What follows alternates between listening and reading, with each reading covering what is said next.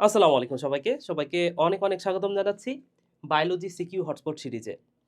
তো এই সিরিজের প্রত্যেকটা ভিডিওতে আমি যে কাজটা করি, তোমাদের এসএসসি বায়োলজি বইয়ের যে টপিকগুলো থেকে সিকিউ কোশ্চেন হয়, কোন টপিক থেকে আসলে কোশ্চেনগুলো হয়, সেই টপিকগুলো আমি একদম বই থেকে লাইভে দেখায় দিই।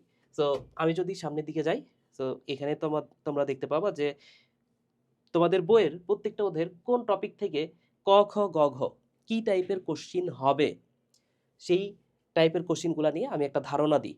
এবং এই ভিডিওগুলো যদি তুমি দেখো, যাদের বায়োলজি নিয়ে সমস্যা আছে, যারা আসলে বায়োলজি বইটা পড়লে হয়তো বা টপিকগুলো বুঝতে পারো, কিন্তু এই বিষয়টা বুঝতে পারো না যে কোন টপিকগুলো পড়লে তোমার আসলে কোশ্চিন কমন পড়বে, বা তুমি হয়তো বা বুঝতেছো না যে কোন টপিকগুলো তোমার পড়া উচিত বেশি গুরুত্ব দিয়ে।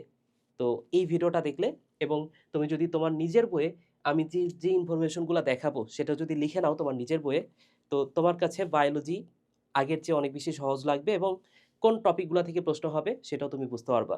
তো এই সিরিজের এটা ৪ নাম্বার ভিডিও এবং এর আগের ভিডিওগুলা তুমি পাবা এই যে হালকেনস্টাইন ইনফিনিটি স্কুলের ইউটিউব চ্যানেলটাতে যদি যাও, এবং যাওয়ার পরে তুমি এই যে প্লেলিস্টে যাবা। প্লেলিস্টে গেলে এখানে কোথাও একটা আছে বায়োলজি, এই যে বায়োলজি কোশ্চিন হটস্পট, এর ভেতরে আছে এই বাকি ভিডিওগুলা। তুমি যদি আরো সহজে খুঁজে পেতে চাও সেক্ষেত্রে ইউটিউবে তুমি সার্চ করবা বায়োলজি এইড স্কুল, এবং এই চ্যানেলের ভেতরে যদি যাও একদম শুরুতে আসবে চ্যানেলটা, তারপর প্লেলিস্টে গেলে এখানে তুমি দেখতে পাবে একদম প্রথম যে প্লেলিস্টটা বায়োলজি সিকিউ হটস্পট, এখানে গেলে তুমি খুঁজে পাবা। ঠিক আছে, তাহলে তোমাদেরকে একদম লাইভে দেখা দিই যে কোন টপিকগুলো থেকে তোমার বায়োলজি কোশ্চিনগুলো হবে। সো একদম তোমরা যদি চতুর্থ অধ্যায়ের অর্থাৎ জীবনী শক্তি যে অধ্যায়টা আছে, এই অধ্যায়ের একদম শুরুতেই যদি আসো, এই যে এই টপিকটা জীবনী শক্তি ও এটিপি এর ভূমিকা, এখান থেকে তোমাকে ক নাম্বার কোশ্চিন করবে। ক নাম্বারে বলতে পারে যে জীবনী শক্তি কাকে বলে। সো এইখানে অ্যান্সারটা আমি মার্ক করে রাখছি, দেখো জীবনী শক্তি কাকে বলে এটা যদি বলে, তাহলে এই যে দাগানো লাইনটুকু এটা তুমি অ্যান্সার করে দিবা। ওকে, দেন আসো আর কি কি কোশ্চিন হইতে পারে। এরপরে তোমাকে ক বা খতে কোশ্চিন করবে অ্যাডিনোসিন কি, বা অ্যাডিনোসিন কাকে বলে, অথবা অ্যাডিনোসিন বিষয়টা বুঝাইতে বলতে পারে। ঠিক আছে, সো বইয়ের মধ্যে এই টপিকটুকু পড়লে তুমি অ্যাডিনোসিন বিষয়টা লিখতে পারবা ভালো করে। ওকে, দেন ক বা খতে, কতে তোমাকে মেইনলি বলবে যে ফসফোরাইলেশন কাকে বলে। সো ফসফোরাইলেশন মানে কি, ফসফেট যৌগের প্রক্রিয়া, এটা হচ্ছে ফসফোরাইলেশন, সিম্পল। ওকে, তুমি যদি পরের পেজটাতে যাও, পরের পেজে একটা গুরুত্বপূর্ণ শব্দ আছে, সেটা হচ্ছে জৈব মুদ্রা বা শক্তি মুদ্রা। তো তোমাকে কোশ্চিন করতে পারে ক বা খতে। কতেও কতে বললে তোমাকে বলবে যে জৈব মুদ্রা কাকে বলে, আর যদি খতে বলে তো তোমাকে বলবে জৈব মুদ্রা বা শক্তি মুদ্রা বলার কারণটা কি। ঠিক আছে, সো ক খ দুই জায়গাতেই এই কোশ্চিনগুলো হতে পারে। আচ্ছা, দেন সালোক সংশ্লেষণ পরের টপিকটা, এখান থেকে ক নাম্বার কোশ্চিন তোমাকে করবে যে সালোক সংশ্লেষণ কি বা কাকে বলে, এটা তোমাকে কোশ্চিন করবে। ঠিক আছে, তারপরে সালোক সংশ্লেষণে আরেকটু সামনের দিকে যাই। তো আমরা তো জানি যে সালোক সংশ্লেষণ এটা ঘটে ক্লোরোপ্লাস্টের ভেতরে। তো তোমাকে উদ্দীপকে জাস্ট সিম্পলি একটা ক্লোরোপ্লাস্টের চিত্র দিয়ে দিতে পারে। ঠিক আছে, সো চিত্র দিয়ে তোমাকে গ নাম্বার অথবা ঘ নাম্বার কোশ্চিন করবে যে অঙ্গাণুটি কিভাবে শর্করা তৈরি করে। সো কিভাবে শর্করা তৈরি করে তখন তোমাকে সেটা ব্যাখ্যা করতে হবে, অর্থাৎ এখানে সালোক সংশ্লেষণ প্রক্রিয়াটা তোমাকে ব্যাখ্যা করতে হবে, কিভাবে শর্করা তৈরি হচ্ছে সেই বিষয়টা দেখাইতে হবে। ঠিক আছে, তাহলে এইরকম চিত্র দিয়েও তোমাকে কোশ্চিন করতে পারে। তো এখানে চিত্র দিবে, এই কথাটা মাথায় রাখো যে এটা চিত্র হিসেবে তোমাকে উদ্দীপকে দিবে, এটা দিবে তোমাকে উদ্দীপকে। ওকে, ঠিক আছে, এর পরের অংশটাতে যাই।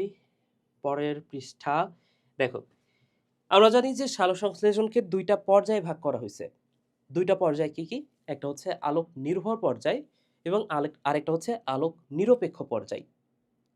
তো তোমরা যারা এই আলোক নির্ভর পর্যায় বা আলোক নিরপেক্ষ পর্যায় বিষয়গুলো বোঝো না, বায়োলজি পড়লেও অনেকের কাছে কঠিন লাগে, কারণ বায়োলজিতে মানে এত ছোট্ট টপিকের মধ্যে কয়েকটা কথা লেখা আছে, তুমি যদি নাই বুঝো যে এই জিনিসটা আসলে কি, আলোক নির্ভর পর্যায় কি বা আলোক নিরপেক্ষ পর্যায় কি, এই জিনিসগুলো যদি নাই বোঝো, আলোক নির্ভর পর্যায়ে কি হয়, তুমি, তোমাকে যদি কেউ আসলে না বুঝায় দেয় না, সেই ক্ষেত্রে তুমি এই জিনিসগুলো পড়লেও নিজে নিজে পড়বা, মুখস্থ করলে তুমি পরীক্ষা অ্যান্সার করতে পারবা, আর যদি মুখস্থ না করতে পারো, তোমার যদি মুখস্থ বিদ্যায় তুমি দুর্বল হয়ে থাকো, তুমি কিন্তু এই জিনিসগুলা পড়লে বুঝবা না, অতএব পরীক্ষাতেও অ্যান্সার করতে পারবা না।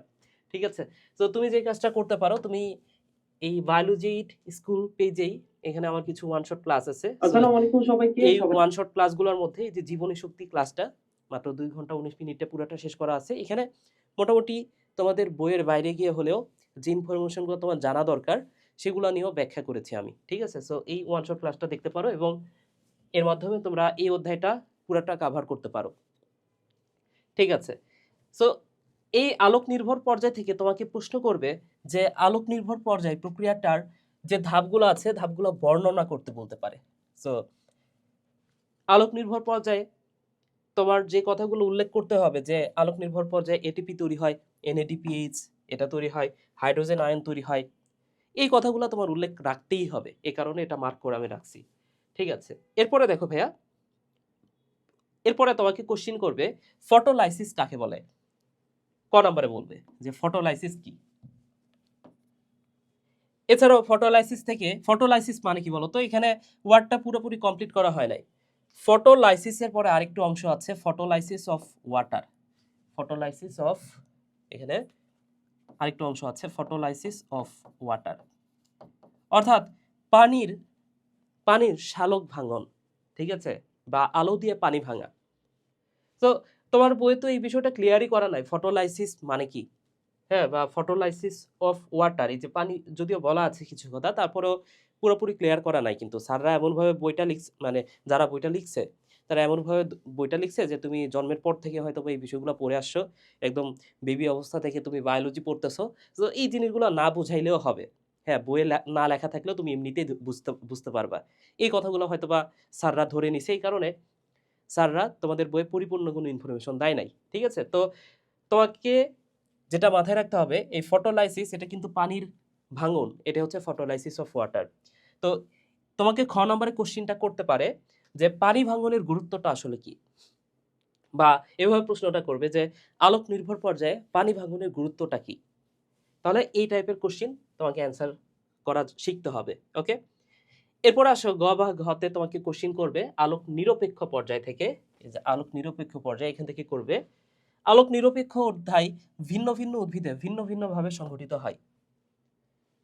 কেন সংঘটিত হয় এটা তোমাকে ব্যাখ্যা করতে বলবে। ঠিক আছে?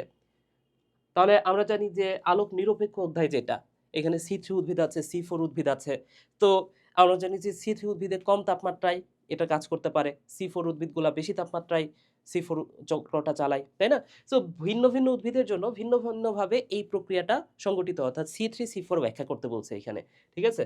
সো এই C3 C4 এখানে C3 C4 এর যে ব্যাপার স্যাপারগুলো আছে এই জিনিসগুলা তোমার ভালো মতো জানতে হবে। এছাড়াও আরো একটা কোশ্চিন করতে পারে এই আলোক নির্ভর পর্যায় থেকে, তোমাকে বলবে যে এটিপি ব্যবহার করে শর্করা তৈরির কৌশল। এখন দেখো, এটা দেখে তুমি হয়তোবা বুঝতে পারবা না যে কি বলছে এটিপি ব্যবহার করে শর্করা তৈরির কৌশল, এটা আবার কি জিনিস। তো তোমাকে হয়তোবা বলেও দিবে না যে আলোক নিরপেক্ষ পর্যায়ে এটিপি ব্যবহার করে শর্করা তৈরির কৌশল, এটা হয়তোবা তোমাকে প্রশ্নে নাও বলে দিতে পারে। কিন্তু তোমার বুঝে নিতে হবে যে ভাইয়া আলোক নিরপেক্ষ পর্যায়ের আগে আমরা যে আলোক নির্ভর পর্যায়টা পড়ছি সেখানে তো এটিপি তৈরি হয়েছিল। আর এই এটিপিটা ব্যবহার করেই আমরা কি করি বলতো? আলোক নিরপেক্ষ পর্যায় বা অন্ধকার পর্যায়ে আমরা শক্তি তৈরি করি, তাই তো? ঠিক আছে। সো এটিপি ব্যবহার করার কথা যেহেতু বলছে, তোমার বুঝে নিতে হবে যে এটা আলোক নিরপেক্ষ পর্যায়ে তোমাকে ব্যাখ্যা করতে বলছে।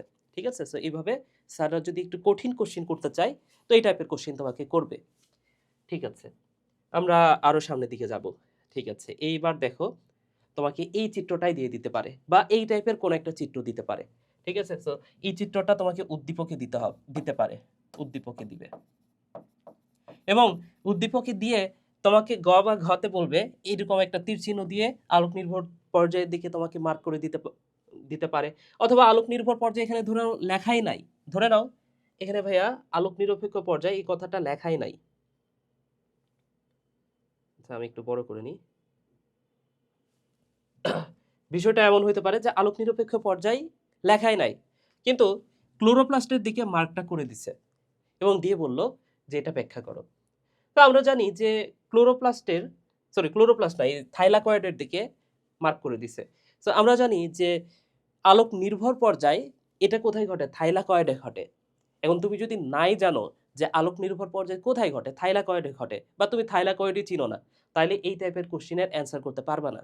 তো তোমার যেটা মাথায় রাখতে হবে, পুরাটা তো ক্লোরোপ্লাস্ট, এবং ক্লোরোপ্লাস্টের থাইলাকয়েডে ঘটে আলোক নির্ভর পর্যায়, আর স্ট্রমাতে ঘটে আলোক নিরপেক্ষ পর্যায় বা অন্ধকার পর্যায়। ওকে, স্ট্রমাতে ঘটে অন্ধকার পর্যায়। এই কথাটা ভাইয়া তোমার মাথায় রাখতে হবে, ঠিক আছে? ওকে, তাহলে আচ্ছা, একটু সমস্যা হচ্ছে, একটু সময় সময় নিয়ে আমরা বোর্ড ল্যাগ করতেছে। ঠিক আছে, আমরা কেলভিন চক্র, হ্যাথরি স্ল্যাক চক্র, এখান থেকে কি টাইপের কোশ্চিন পেতে পারি? তো তোমাকে কোশ্চিন করবে গ বা ঘতে দুই গতিপথের সাদৃশ্য বৈসাদৃশ্য, এটা খুবই গুরুত্বপূর্ণ। হ্যাঁ, এটা হচ্ছে 7 স্টার, এটা খুবই গুরুত্বপূর্ণ ভাইয়া, ঠিক আছে? এইখান থেকে প্রশ্ন হবেই হবে। এবং ক বা খতে এখান থেকে কোশ্চিন করতে পারে যে C3C4 কাকে বলে, এটা ক বা খতে তোমাকে বলতে পারে, ঠিক আছে? C3 কাকে বলে? যে সকল উদ্ভিদের আলোক নিরপেক্ষ পর্যায়ে প্রথম স্থায়ী পদার্থ হচ্ছে 3 কার্বন বিশিষ্ট 3-ফসফোগ্লিসারিক অ্যাসিড, সেটা হচ্ছে C3, আর 4 কার্বন বিশিষ্ট অক্সালোএসিটিক অ্যাসিড হলে তার C4। ঠিক আছে, আমরা সামনের দিকে আগাই। এখান থেকে খ নম্বর কোশ্চিন তোমাকে করতে পারে, তোমাকে বলবে C4 উদ্ভিদে আলোক সালোক সংশ্লেষণের হার বেশি কেন? তো আমরা জানি যে C4 নামটা বড়, এখানে সালোক সংশ্লেষণের হারটা একটু বেশি হয়। প্রশ্নটা ওইটাই যে বেশি কেন, ঠিক আছে? সো কেন বেশি এটা তোমার জানতে হবে। এরপরে দেখো, তোমাকে এইখান থেকে খ নম্বরে একটা ট্রিকি কোশ্চিন করতে পারে, তোমাকে বলতে পারে যে মুথা ঘাস, নোটে ঘাস, বা অ্যামারান্থাস ঘাস, বা আখ, ভুট্টা, এগুলা কেন C4 উদ্ভিদ? এটা তোমাকে কোশ্চিন করবে যে কেন এদেরকে C4 বলা হচ্ছে। তখন তোমার সুন্দর করে ব্যাখ্যা করতে হবে যে C4 উদ্ভিদ মানে কি, এই উদ্ভিদে C4 হয় তাই এরা হচ্ছে C4 উদ্ভিদ, ঠিক আছে? C4 চক্রটা সংগঠিত হয় তাই এরা C4, ঠিক আছে? এরপরে দেখো, সালোক সংশ্লেষণে ক্লোরোফিলের ভূমিকা এবং আলোর ভূমিকা, এখান থেকে তোমাকে যদি কোশ্চিন করে গ নাম্বারে করতে পারে, খ নাম্বারেও ছোট করে তোমাকে যদি আলো আর ক্লোরোফিল দুইটাই বলে, একসাথে ব্যাখ্যা করতে বলে, তখন সেটা গ নাম্বারে আসবে। আর যদি যে কোনো একটা বলে, হয় ক্লোরোফিল অথবা আলো, সেক্ষেত্রে তোমাকে দিবে খ নাম্বারে। এখন এখানে ব্যাখ্যা করা আছে কেন আলো দরকার, কেন ক্লোরোফিল দরকার, এই বিষয়টা একটু পড়তে হবে। আমি জাস্ট তোমাকে দেখাচ্ছি যে কোশ্চিন কি টাইপের হবে সেটা আমি দেখাচ্ছি। এরপর দেখো, সালোক সংশ্লেষণে আলোর ভূমিকা, হ্যাঁ এটা তো আমরা দেখলামই। এটা আমি কি বললাম যে আলো ক্লোরোফিলের ভূমিকা দুটো যদি একসাথে দেয় সেটা দিবে গ নাম্বারে, আর যদি তোমাকে বলে শুধু ক্লোরোফিলের ভূমিকা, শুধু আলোর ভূমিকা, সেটা তোমাকে দিবে খ নাম্বারে। আচ্ছা, এরপরে দেখো ভাইয়া, সালোক সংশ্লেষণের প্রভাবক। সো সালোক সংশ্লেষণের প্রভাবক, তার আগে আরেকটা প্রশ্ন বলছে, খ নাম্বারে এটা দিবে যে বিকালবেলা সালোক সংশ্লেষণ হার কমে কেন? তো বিকালবেলা সালোক সংশ্লেষণের হার কেন কমবে? কারণ এখানে পত্ররন্ধ্র বন্ধ থাকে বিকালবেলা বা সন্ধ্যাবেলা পত্ররন্ধ্র বন্ধ থাকে। আর পত্ররন্ধ্র যদি বন্ধ থাকে সেক্ষেত্রে সালোক সংশ্লেষণে কি দরকার? কার্বন ডাই অক্সাইড দরকার। কার্বন ডাই অক্সাইড গ্রহণ করতে পারবে না পাতা, তার মানে কি সালোক সংশ্লেষণের যে হারটা সেটা কমে যাবে। বা এখানে বিকালবেলা বলছে, তখনও তো পত্ররন্ধ্র পুরাপুরি বন্ধ হয় নাই, তো ওই সময়টাতে কার্বন ডাই অক্সাইড গ্রহণের পরিমাণটা কমে যায়, এই কারণে আর কি, ঠিক আছে? আচ্ছা, এরপরে সালোক সংশ্লেষণের প্রভাবক, এই আহ, প্রভাবক, হ্যাঁ প্রভাবক, এখান থেকে বলতে পারে এই যে তাপমাত্রা, সালোক সংশ্লেষণের একটা তাপমাত্রা দেয়া আছে, সেটা হচ্ছে 22 থেকে 35, এটা কোটি কোটি % গুরুত্বপূর্ণ এমসিকিউ এর জন্য। তো এখানে তোমাকে বলবে যে তাপমাত্রা, তাহলে সালোক সংশ্লেষণের জন্য এই তাপমাত্রা একটা গুরুত্বপূর্ণ প্রভাবক। এভাবে তোমাকে কোশ্চিন করবে যে তাপমাত্রা সালোক সংশ্লেষণের জন্য গুরুত্বপূর্ণ প্রভাবক, এটা তুমি ব্যাখ্যা করো, ঠিক আছে? এটা খ নম্বরে দিবে তোমাকে। কেন গুরুত্বপূর্ণ সেটা, সেটা হচ্ছে এটা হতে পারে যে তাপমাত্রা যদি না থাকে, তাপমাত্রা কোথা থেকে আসে? আলো থেকেই তো আসে, তাই না? সো যদি আলো আলো যদি না থাকে সেক্ষেত্রে কি পত্ররন্ধ্র বন্ধ হবে, আর পত্ররন্ধ্র বন্ধ থাকলে কি হবে না বলো তো? সালোক সংশ্লেষণ ঘটবে না। এটা তোমার তখন ব্যাখ্যা করতে হবে। এরপরে দেখো রাসায়নিক পদার্থ, এটাও একটা প্রভাবক। এখন এখানে কি লেখা আছে? ক্লোরোফ্রম, হাইড্রোজেন সালফাইড, মিথেন, এছাড়াও কোনো বিষাক্ত গ্যাসের কারণে সালোক সংশ্লেষণের ব্যাঘাত ঘটে অথবা একেবারে বন্ধ হয়ে যায়। তো তোমাকে এখানে যে কোনো একটা দিয়ে দিবে, এখানে যা যা উল্লেখ করা আছে এইগুলোর মধ্যে যে কোনো একটা তোমাকে দিবে এবং বলবে যে এর উপস্থিতি কিভাবে গ্লুকোজ উৎপাদনে প্রভাব ফেলে, ঠিক আছে? তো খ নম্বরে দিবে, অর্থাৎ তোমার 2-3 লাইন লিখতে হবে। সো এখানে যে কথাটা লেখা আছে এটাই তোমার লিখে দিতে হবে যে সালোক সংশ্লেষণের হার কমে যাবে অথবা একবারে বন্ধ করে দেয় এই বিষাক্ত পদার্থগুলা। সো এভাবে গ্লুকোজ উৎপাদনে প্রভাব ফেলে এই মৌলগুলা, ঠিক আছে, বা এই যৌগগুলা। অভ্যন্তরীণ প্রভাবক থেকে কি বলা আছে দেখো, পাতার বয়স ও সংখ্যা। তো তোমাকে বলতে পারে যে নতুন উৎপন্ন পাতায় সালোক সংশ্লেষণের হার কি রূপ? অবশ্যই কম। নতুন একটা উৎপন্ন পাতা, সেখানে তো অবশ্যই ক্লোরোফিল, ক্লোরোপ্লাস্ট এগুলো কম আছে, তার মানে কি সালোক সংশ্লেষণের হার কম হবে, তাই না? তাহলে একবার কচি পাতা এবং বয়স্ক পাতায় ক্লোরোফিলের পরিমাণ কম থাকে বলে সালোক সংশ্লেষণ কম হয়। তো এই বিষয়গুলো তোমার পরে ব্যাখ্যা করতে হবে। এরপরে দেখো সালোক সংশ্লেষণের গুরুত্ব, এই টপিকটা থেকে প্রচুর পরিমাণ কোশ্চেন হয়। সো গুরুত্ব থেকে কি পড়তে হবে, এই সালোক সংশ্লেষণের গুরুত্ব ডিরেক্ট বলতে পারে অথবা তোমাকে অন্যভাবে বলতে পারে যে উদ্দীপকের প্রক্রিয়ার উপর জীবজগতের অস্তিত্ব নির্ভর করে, ব্যাখ্যা করতে বলতে পারে। ঠিক আছে, আচ্ছা বলো তো মানুষের জন্য কোন প্রক্রিয়াটা গুরুত্বপূর্ণ, সালোক সংশ্লেষণ নাকি শ্বসন? দেখো বিষয়টা হচ্ছে যে মানুষের তো আর সালোক সংশ্লেষণ হয় না, কিন্তু তারপরেও সালোক সংশ্লেষণ প্রক্রিয়াটাই অনেক বেশি গুরুত্বপূর্ণ। কেন জানো? কারণ হচ্ছে সালোক সংশ্লেষণ যদি না হয় তাহলে সালোক সংশ্লেষণের ফলে তৈরি হয় অক্সিজেন। তাহলে সালোক সংশ্লেষণ না হলে অক্সিজেনই থাকবে না, আর অক্সিজেন যদি না থাকে শ্বসনটা কিভাবে হবে, তাই না? তো সালোক সংশ্লেষণটাই বেশি গুরুত্বপূর্ণ তারপরেও। ঠিক আছে, এবার আমরা শ্বসনে চলে যাই। এবার আমরা যাব ভাইয়া শ্বসনে। ঠিক আছে, তো শ্বসন থেকে প্রথম প্রশ্নটা হচ্ছে যে শ্বসন কি, এটা ক নম্বরে দিবে? আচ্ছা, গ বা ঘতে তোমাকে বলতে পারে যে, আচ্ছা গ বা ঘতে ওই শ্বসন আর সালোক সংশ্লেষণের মিলিত প্রশ্ন হইলে তোমাকে বলবে যে প্রক্রিয়া দুইটা অর্থাৎ সালোক সংশ্লেষণ আর শ্বসন এই দুটা প্রক্রিয়া কিভাবে একে অপরের পরিপূরক। ঠিক আছে, তো এই প্রশ্নটা অনেক কমন একটা কোশ্চিন, এটা তোমার ভালো করেই পড়তে হবে। অর্থাৎ সালোক সংশ্লেষণ আর শ্বসনের মধ্যে যে সম্পর্ক অথবা পার্থক্য, সম্পর্ক এবং পার্থক্য দুইটাই পড়তে হবে। সো প্রক্রিয়া দুইটি কিভাবে একে অপরের পরিপূরক, তাহলে সম্পর্কটা এবং পার্থক্যটা, এই দুটো প্রশ্নই গুরুত্বপূর্ণ তোমার জন্য। শ্বসন থেকে আর কি কোশ্চিন হতে পারে, যেমন তোমার এই যে শাসনিক বস্তু কি কি, এটা তোমার একটু ভালো করে মাথায় রাখতে হবে। শাসনিক বস্তু হচ্ছে প্রোটিন, ফ্যাট, শর্করা। আমরা যে প্রধান খাবার তিনটা খাই, শর্করা, প্রোটিন, ফ্যাট, এর সাথে আরেকটা হচ্ছে জৈব অ্যাসিড। পরীক্ষায় প্রশ্ন এটাই করবে এবং এটাই তোমার ভুল হবে। ঠিক আছে, বিশেষ করে এমসিকিউতে। এখন আমরা জানি যে আমরা খাবার কি কি খাই, সেটা তো শ্বসনে লাগবেই। এর সাথে লাগে জৈব অ্যাসিড, তো তোমাকে দিবে অজৈব অ্যাসিড বা অন্য কোনো একটা অ্যাসিড দিবে। ঠিক আছে, সো তোমার কিন্তু এটা মাথায় রাখতে হবে যে জৈব অ্যাসিড এটাও কিন্তু শাসনিক বস্তু। ক নাম্বার বা খ নাম্বারে বলবে যে শাসনিক বস্তু বলতে কি বোঝায় বা শাসনিক বস্তু কি কাকে বলে, এটা তোমাকে কোশ্চিন করবে। এছাড়াও এখানে একটা কথা লেখা আছে দেখো, তবে উদ্ভিদের বর্ধিষ্ণু অঞ্চল যেমন ফুল, পাতার কুড়ি, অঙ্কুরিত বীজ, মূল কাণ্ডের অগ্রভাগ, এগুলো তো বর্ধিষ্ণু অঞ্চল, তাই না? এখানে শ্বসন হার অনেক বেশি। তো তোমাকে এই কোশ্চিনটাই করবে জাস্ট যে মূলে শাসনিক হার কেন বেশি, কেন বেশি বলো তো? কারণ এই জায়গাগুলোতে বিভাজন হওয়া লাগে। যে পাতা কচি সেটারে তো বড় হইতে হবে, তাই না? তো কচি পাতারে বড় হওয়ার জন্য সেখানে বড় হওয়ার জন্য শক্তি দরকার বেশি। আর শক্তি কোথা থেকে আসবে? নিশ্চয়ই শ্বসন থেকে আসবে, তাই না? তো ওইখানে শাসনিক হারটা বেশি হবে। ঠিক আছে,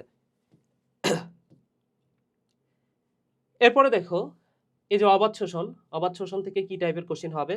তোমাকে বলতে পারে যে এই যে অণুজীব, এই অণুজীবে অবাধ শ্বসন কেন ঘটে?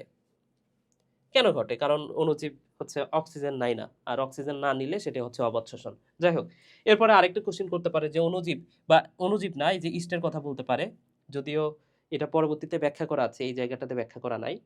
তো এই ইস্টের কারণে রুটি ফাঁপা হয় কেন? বা তোমাকে বলতে পারে যে অবাধ শোষণের কারণে রুটি ফাঁপা হয় কেন, এটা পরবর্তীতে ব্যাখ্যা করা আছে। কোথায় আছে আমি দেখাবো না একটু পরে।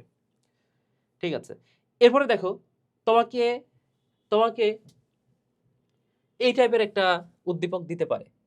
উদ্দীপকে তোমাকে এইভাবে দিবে, উদ্দীপকে দিল এই যে গ্লুকোজ ভেঙে দুইটা পাইরুভিক অ্যাসিড হয়েছে, এবং গ ঘতে তোমাকে বলবে যে উদ্দীপকের বিক্রিয়াটি উচ্চ এবং নিম্ন শ্রেণীর উভয় জীবে সংঘটিত হয়। আমরা জানি যে সবাত শ্বসন এবং অবাধ শ্বসন দুইটাতে গ্লাইকোলাইসিস আছে। তো উচ্চ এবং নিম্ন শ্রেণীর দুইটা জীবেই গ্লাইকোলাইসিস হচ্ছে। তার মানে কি যে এটাই তো গ্লাইকোলাইসিস প্রক্রিয়া। তাহলে গ্লাইকোলাইসিস প্রক্রিয়া 2টা জীবে সংঘটিত হচ্ছে, এটা তোমাকে ব্যাখ্যা করতে হবে, ঠিক আছে? অর্থাৎ গ্লাইকোলাইসিস ব্যাখ্যা করতে হবে। এছাড়াও তোমাকে বলবে যে এরকম একটা চিত্র উদ্দীপকে দিবে, উদ্দীপকে দিলে এটা কি বলতো, মাইটোকন্ড্রিয়া। তাহলে সালোক সংশ্লেষণ থেকে প্রশ্ন করলে তোমাকে উদ্দীপকে দিবে ক্লোরোপ্লাস্টের চিত্র, আর যদি শ্বসন থেকে প্রশ্ন করে তোমাকে দিবে মাইটোকন্ড্রিয়ার চিত্র। দিয়ে ঘতে তোমাকে বলবে উদ্দীপকে উৎপন্ন হবার সাথে চিত্রের সম্পর্ক, উদ্দীপকে না, শক্তি উৎপন্ন হবার সাথে চিত্রের সম্পর্কটা কি। তার মানে কি, তোমার হচ্ছে পুরা শ্বসন প্রক্রিয়াটা ব্যাখ্যা করতে হবে। এছাড়াও তোমাকে এই ডায়াগ্রামটা পরীক্ষায় দিতে পারে, যে ডায়াগ্রাম, পুরা ডায়াগ্রাম তোমাকে আঁকায় দিতে বলতে পারে, ঠিক আছে? সো তোমাকে বলতে পারে যে ডায়াগ্রামটা আঁকাও, ডায়াগ্রাম আঁকাও। তো এই চিত্রটা নিয়ে আমার তো সমস্যা ছিল, তোমাদের সমস্যা আছে কিনা জানি না, তবে যারা আসলে শ্বসনটা ভালো মতো বোঝো না, তাদের কাছে এটা একটা ভয়ের নাম, আতঙ্কের নাম। এটা দেখলে ডরায় ওঠে যে এটা আবার কি, এত বড় চিত্র আঁকাইতে হবে। কিন্তু যে আসলে বোঝো এই জিনিসগুলো, তাদের কাছে এটা ব্যাপার না, ঠিক আছে? তো এই ডায়াগ্রামটা আঁকানো শিখতে হবে। এরপরে দেখো ভাইয়া, ঘতে শ্বসন থেকে তোমাকে কোশ্চিন করবে যে ধাপগুলোর ব্যাখ্যা। তাহলে এই যে 4টা ধাপ যে আছে, গ্লাইকোলাইসিস, এসিটাইল কোএসিসটি, এই ধাপগুলোর ব্যাখ্যা এটা ঘতে তোমাকে দিবে, বিশেষ করে ঘতে দেওয়ার সম্ভাবনা আছে বেশি, ঠিক আছে? এছাড়াও তোমাকে বলবে যে সাইটোপ্লাজমিক ধাপের বর্ণনা, যদি তোমাকে স্যার কঠিন কোশ্চিন করতে চায়, তোমাকে এইভাবে ডিরেক্টলি না বলে তোমাকে ইনডিরেক্টলি একটা হিন্ট দিয়ে দিবে। তোমাকে বলবে যে সাইটোপ্লাজমিক ধাপের বর্ণনা দাও। এর কথা হচ্ছে যে সাইটোপ্লাজমিক ধাপ আবার কি ভাইয়া? সো এই যে গ্লাইকোলাইসিস আছে না, এটারই অপর নাম হচ্ছে সাইটোপ্লাজমিক শ্বসন। তো সাইটোপ্লাজমিক মানে কি, শুধু গ্লাইকোলাইসিসের কথা বলছে, এভাবে ট্রিকি কোশ্চিন করতে পারে স্যাররা। আচ্ছা, এরপরে দেখো, এরপরে দেখো তোমাকে এই যে এখানে একটা ছক দেখতে পাচ্ছ না, এই ছকটা দিয়েও কোশ্চিন করতে পারে এবং এটা অনেক বেশি দেয় পরীক্ষায়। তো তোমাকে বলবে যে এটিপি এর হিসাব। তো এখানে যে 38টা এটিপি তৈরি হয়, এই 38টা এটিপির হিসাব বলবে, তখন এইভাবে ছকটা দেখাইতে হবে। তো এই ছকটা আমি ছন্দের মাধ্যমে দেখাইছিলাম, ওই ক্লাসটা করে নিও, তাইলে বুঝবা, ঠিক আছে? এরপরে আসো ভাইয়া, শ্বসনের প্রভাব থেকে একটু কম কোশ্চিন হয়। আমরা আসি শ্বসনের গুরুত্ব, এখান থেকে কোশ্চিন হয় আবার। তো তোমাকে ডিরেক্টলি বলতে পারে যে শ্বসনের গুরুত্ব বিশ্লেষণ করো, অথবা তোমাকে এভাবে বলতে পারে যে সংগঠিত বিক্রিয়াটি, অর্থাৎ শ্বসনের কথা বলবে, উদ্দীপক হয়তো বা বলে দিবে শ্বসন বা মাইটোকন্ড্রিয়ার চিত্র দিবে, কিছু একটা দিবে। তাহলে বলবে উদ্দীপকের বিক্রিয়াটি জীবজগতের জন্য গুরুত্বপূর্ণ কেন, ব্যাখ্যা করতে বলবে। তো কেন গুরুত্বপূর্ণ তখন তুমি ব্যাখ্যা করবা। ওকে, ঠিক আছে। তাহলে এই হচ্ছে 4র্থ অধ্যায়, অর্থাৎ জীবনী শক্তি। তো ইসিকিউ হটস্পট সিরিজ, এটা আমি কন্টিনিউ প্রত্যেকটা অধ্যায়ের জন্যই করব, ঠিক আছে? একটু সময় লাগতে পারে, তবে যাদের কাছে আসলে আসলে বায়োলজি ভালো লাগে না, তারা এই সিরিজের প্রত্যেকটা ভিডিও দেখবা, এটা আমার রিকোয়েস্ট। কেন দেখবা আমি বলতেছি, কারণ হচ্ছে আমি যখন নিজে 9-10-এ বায়োলজি পড়তাম, আমি আসলে এই বিষয়টা ফেস করতাম যে প্রথমত বায়োলজি পড়লে আমি কিছু বুঝি না, দ্বিতীয়ত বায়োলজির কোথা থেকে কোশ্চিন করে সেটাও আমি বুঝতে পারি না। তো বায়োলজি পড়লে আমি যে বুঝি না, এটার জন্য তো আমার ক্লাস আছে, তাই না? ক্লাসগুলো করলে তুমি একদম ইজিলি সব বায়োলজি বুঝতে পারবা। আর কোথা থেকে কোশ্চিন করে এটা বোঝার জন্য এই সিরিজের প্রত্যেকটা ভিডিও একটু কষ্ট করে দেখে নিবা। সো এই ছিল আজকের ভিডিও। সবাই ভালো থাকো, সুস্থ থাকো। আজকের মধ্যে এখানে শেষ করছি। টাটা।